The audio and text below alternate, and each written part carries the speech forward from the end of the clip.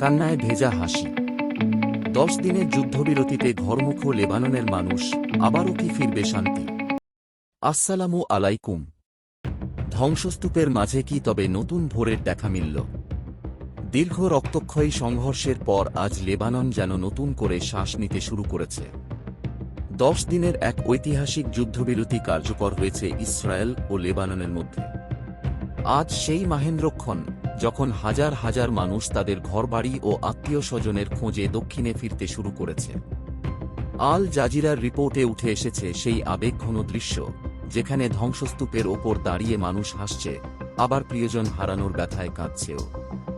আজ আমরা দেখব এই 10 দিনের যুদ্ধবিরতির নেপথ্য কারিগরকে এবং এর শর্তগুলোই বা কী। আল জাজিরার ভিডিওতে দেখা যাচ্ছে, বৈরুত থেকে সিডন, সবখানেই মানুষের উপচে পড়া ভিড়।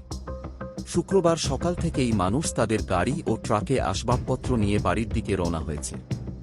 প্রেসিডেন্ট ডোনাল্ড ট্রাম্পের মধ্যস্থতায় এই 10 দিনের যুদ্ধবিরতি কার্যকর হয়েছে। ট্রাম্প একে লেবাননের জন্য একটি ঐতিহাসিক দিন হিসেবে বর্ণনা করেছেন। এর ফলে দীর্ঘ কয়েক সপ্তাহ পর আকাশে ইসরায়েলি যুদ্ধবিমানের গর্জন থেমেছে এবং মানুষ অন্তত 10 দিনের জন্য নিরাপদ আশ্রয়ের গ্যারান্টি পেয়েছে।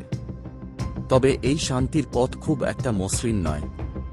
চুক্তির শর্ত অনুযায়ী ইসরায়েল আপাতত লেবাননের কোনো লক্ষ্যবস্তুতে হামলা করবে না।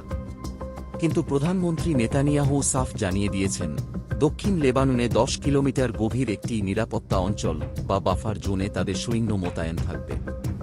অন্যদিকে লেবানন সরকারকে দায়িত্ব নিতে হবে যেন হিজবুল্লাহ বা অন্য কোনো গোষ্ঠী ইসরায়েলে হামলা না চালায়। হিজবুল্লাহ এই চুক্তিতে সরাসরি পক্ষ না হলেও তারা জানিয়েছে, ইসরায়েল হামলা না করলে তারাও পাল্টা কিছু করবে না। এই সতর্ক শান্তি কতদিন টিকবে, সেটিই এখন বড় প্রশ্ন। যুদ্ধের ফলে লেবাননের প্রায় 10 লক্ষ মানুষ বাস্তুচ্যুত হয়েছিল।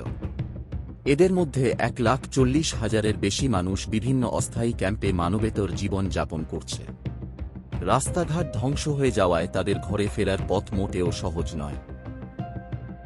অনেকের ঘরবাড়ি মাটির সাথে মিশে গেছে, অনেকের ব্যবসা শেষ হয়ে গেছে। তবুও মানুষ ফিরছে। বিশ্লেষকরা বলছেন, এই 10 দিন কেবল একটি বিরতি নয়, বরং এটি দীর্ঘমেয়াদী শান্তি আলোচনার একটি বড় সুযোগ। ইরানও এই যুদ্ধবিরতিকে স্বাগত জানিয়েছে, যা পুরো অঞ্চলের উত্তাপ কমাতে সাহায্য করছে। দর্শক, লেবাননের এই শান্তি কি স্থায়ী হবে, নাকি 10 দিন পর আবারও যুদ্ধের দাবানল জ্বলে উঠবে? আপন ঠিকানায় ফিরতে পারা এই মানুষগুলোর জন্য আপনার মনে কোনো বার্তা আছে কি? কমেন্টে আপনার অনুভূতি জানান। শান্তির পক্ষে এই জয়গান সবার মাঝে ছড়িয়ে দিতে ভিডিওটি শেয়ার করুন। ধন্যবাদ।